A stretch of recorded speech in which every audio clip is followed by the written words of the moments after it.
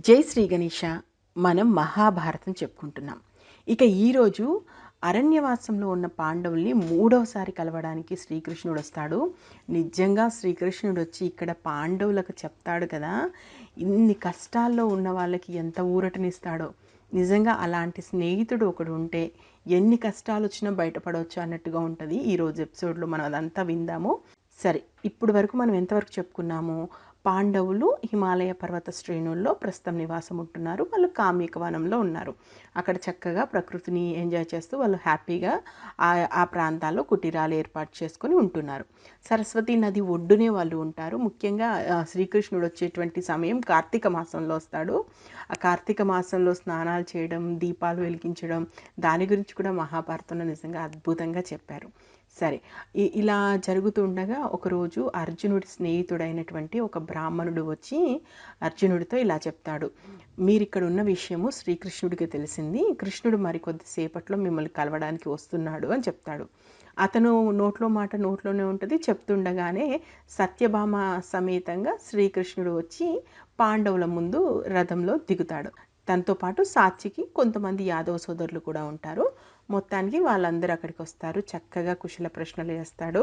ఇంకా కృష్ణుడు రాగానే ఫస్ట్ ఎవరిని చూస్తాడో తెలుసు కదా, అర్జునుడిని. వెళ్ళగానే అర్జునుడు వెళ్ళి గట్టిగా కౌగిలించుకుంటాడు. ఇంకా అర్జునుడిని చూడగానే, అర్జున ఎన్ని సంవత్సరాలైంది నిన్ను చూసి, శివుణ్ణి మెప్పించి పాశుపతాస్త్రం తెచ్చుకున్నావంట, దేవతలను మెప్పించి అనేక అస్త్రాలను తెచ్చుకున్నావంట. నీ గురించి వింటుంటేనే నాకు చాలా సంతోషంగా ఉంది. ఇక రానున్న యుద్ధానికి నువ్వు సిద్ధంగా ఉన్నావు కదా అని అడుగుతాడు. అప్పుడు అర్జునుడు అంటాడు, నువ్వు నా ముందు ఉండి నడిపించినంత కాలం నేను అన్నిటికీ సిద్ధమే కృష్ణ, ఇంకా ఎలా ఉన్నాయని చెప్పేసి బావబామ్మర్దులు చాలాసేపు మాట్లాడుకుంటారు. ఇంకా వెంటనే మళ్ళీ కొంచెం ముందుకు వచ్చిన తర్వాత ధర్మరాజు వీళ్ళందరినీ చూస్తాడు. అందరితో కూడా కాసేపు కుశల ప్రశ్నలు వేసుకొని మాట్లాడుకున్న తర్వాత ముందుగా కృష్ణుడు ధర్మరాజును కాస్త పక్కకు తీసుకెళ్ళి ధర్మరాజుతో ఇలా అంటాడు. ధర్మరాజా, నీలాంటి వాడిని నేను చూడలేదు. నీ మాయాజూదం పేరుతోటి నీ భార్యకు అంత అవమానం జరుగుతున్నా కూడా నువ్వు భరించావు. నిజంగా ఇది ఎవ్వరూ చేయలేనిది. ఆ రోజు కనుక నువ్వు కన్నెర్ర చేసి ఉంటే దుర్యోధనుడు ఆ రోజే చచ్చేవాడు. అసలు కౌరవులలో ఒక్కడు కూడా మిగిలేవాడు కాదు. నీ కోపం నువ్వు ఏమాత్రం ప్రదర్శించినా కూడా నీ తమ్ముళ్ళు ఆ రోజు వాళ్ళ ధృతరాష్ట్రుని యొక్క వంశాన్నే సర్వనాశనం చేసి పెట్టేవారు.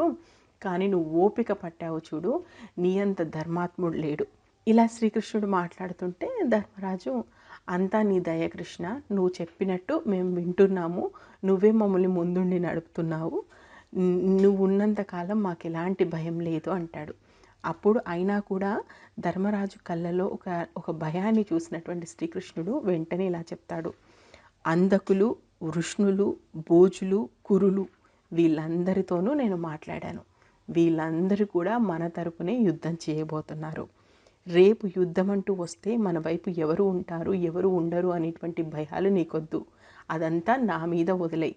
మన సైన్యాన్ని సిద్ధం చేసే పనిలో నేనున్నాను అంటాడు.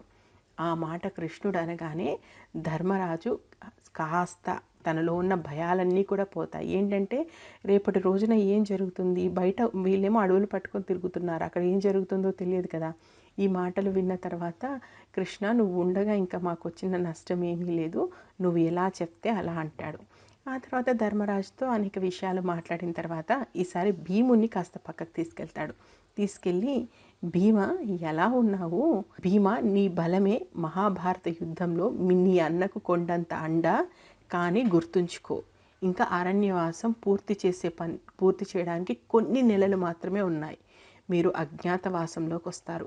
ఒక్కసారి అజ్ఞాతవాసంలోకి వచ్చిన తర్వాత నీ కోపమే నీకు ఇబ్బంది కలిగించే అవకాశం ఉంది. అది నీకే కాదు, అందరికీ కష్టాలు తెచ్చిపెడుతుంది. ద్రౌపది పడుతున్న కష్టాలు చూస్తున్నావు కదా, ఎట్టి పరిస్థితిలోనూ నీ కోపాన్ని బయటికి రాకుండా చూసుకో అంటాడు. ఇది చెప్పేసిన తర్వాత సంతోషంగా కాసేపు భీముడితో మాట్లాడి ఇక మళ్ళీ ద్రౌపది దగ్గరికి వస్తాడు. ద్రౌపది దగ్గరికి వచ్చేసరికి ద్రౌపది కళ్ళలోంచి ఇలా పటపట నీళ్లు కారిపోతుంటాయి. దగ్గరికి వచ్చి, ఏం చెల్లెమ్మ, ఏం ఆలోచిస్తున్నావో నేను చెప్పనా అంటాడు. దానికి ద్రౌపది అలా ఒక్కసారి కళ్ళు పైకెత్తి కృష్ణుడిని చూస్తూ అలా ఏడుస్తూనే ఉంటుంది. అప్పుడు కృష్ణుడు వెంటనే అంటాడు, నీ కొడుకుల గురించి ఆలోచిస్తున్నావు కదా, నీ కొడుకుల గురించి నువ్వు కంగారు పడాల్సిన అవసరం లేదు. ఇప్పుడు నీ కొడుకులేమి పసిపిల్లలు కారు, వాళ్ళు ఇప్పుడు పెద్దవాళ్ళు అవుతున్నారు. వాళ్ళకి నా కొడుకైనటువంటి ప్రద్యుమ్నుడు దివ్యాస్త్రాలు కూడా నేర్పించాడు. నీ కొడుకులు అక్కడ ఉన్నారు, తల్లి లేకుండా ఉన్నారని నువ్వు అనుకుంటున్నావేమో. సుభద్ర నీకంటే బాగా చూసుకుంటుంది. నిజం చెప్పాలంటే అభిమన్యుడి కన్నా కూడా నీ కొడుకులంటేనే ఎక్కువ ప్రేమ సుభద్రకి. వాళ్ళు తాత ద్రుపదుడి దగ్గర, అదేవిధంగా ఇక్కడ ద్వారకలో చాలా సంతోషంగా ఉన్నారు. నువ్వు తండ్రులు లేరన్న లోటు తప్ప ఆ పిల్లలకి ఇంకా ఎలాంటి లోటు లేదు. ఈ మాటకి అసలు ద్రౌపది అప్పటి వరకు ఉన్న బాధనంతా మర్చిపోయి, నువ్వున్నావు కృష్ణ, నువ్వు చల్లని కబురు నాకు ఇచ్చావు, చాలా సంతోషంగా ఉంది. ఇంకా రేపు ఏం జరుగుతుందో నాకు తెలియదు అంటే, రేపు జరిగేదంతా మంచి జరుగుతుంది, నువ్వు బాధపడకు, ఇబ్బంది పడకు, ధైర్యంగా ఉండు అని చెప్పేసి ద్రౌపదికి చెప్పాల్సినటువంటి 4 మాటలు చెప్తాడు.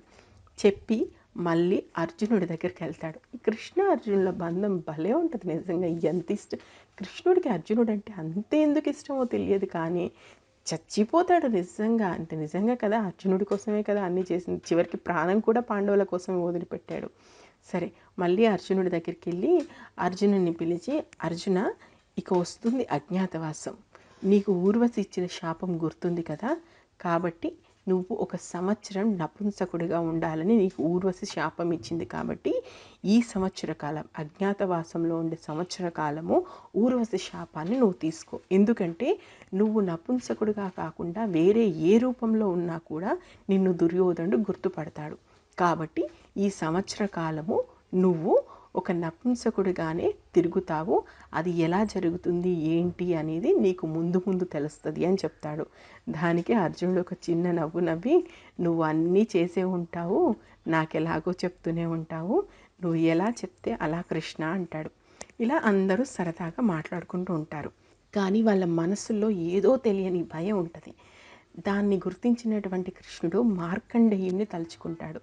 మార్కండేయుడు గుర్తున్నాడు కదా, చిన్నప్పుడే తపస్సు చేసి శివుణ్ణి మెప్పించి యముణ్ణి తన్నించి మరి చిరంజీవులలో ఒకటయ్యాడు కదా మార్కండేయుడు. ఇప్పుడు మార్కండేయుడు మహాముని, చాలా పెద్దవాడు, కొన్ని వేల సంవత్సరాలుగా బ్రతుకుతున్నటువంటి వ్యక్తి.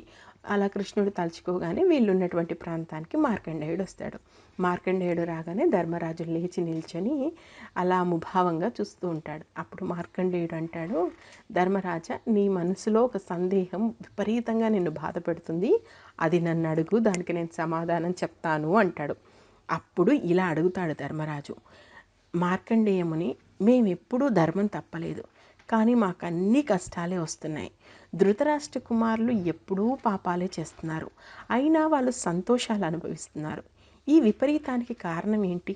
మనం చేసిన కర్మఫలం ఈ లోకంలో అనుభవించమా, పరలోకంలోనే అనుభవిస్తామా, లేదా అక్కడ ఇక్కడ అనుభవిస్తామా? అసలు నిజంగా మనం తప్పు చేస్తే మనకు ఆ పాప ఫలితం లభిస్తుందా? మనం ధర్మ మార్గంలో ఉంటే మనకు ఆ పుణ్యం వస్తుందా? ఎందుకు ఇంత మంచిగా ఉన్న మాకే కష్టాలు ఎందుకు? ఈ ప్రశ్న మనలో చాలామందికి ఉంటుంది కదా, ఎందుకు మంచి వాళ్ళకే కష్టాలు, ఎందుకు మంచి వాళ్ళకే కష్టాలని. దీనికి మార్కండేయ ముని ఒక చిన్న నవ్వు నవ్వి, సరే ఎందుకో చెప్తాను విను అని ఇలా ప్రారంభిస్తాడు. ఇంతకీ మార్కండేయ ముని ఏం చెప్పాడు, ఏం జరిగింది, తర్వాత కథలో ఏముంటుంది అనేది నెక్స్ట్ ఎపిసోడ్స్లో చూద్దాం. నేను మహాభారతం ఉన్నది ఉన్నట్టుగా చెప్పాలనుకుంటున్నాను, ఒక్క సంఘటన కూడా వదలట్లేదు. మీకు నచ్చితే ఆశీర్వదించండి. ఇక ఇప్పటి వరకు జరిగిన స్టోరీ ఏంటో తెలుసుకోవాలనుకుంటే మన ఛానల్లో మహాభారతం ప్లేలిస్ట్ ఉంది, అక్కడికి వెళ్ళి వినండి. ఇప్పటి వరకు జరిగిన ఎపిసోడ్స్ అన్నీ ఉన్నాయి. Thank you. జై హింద్.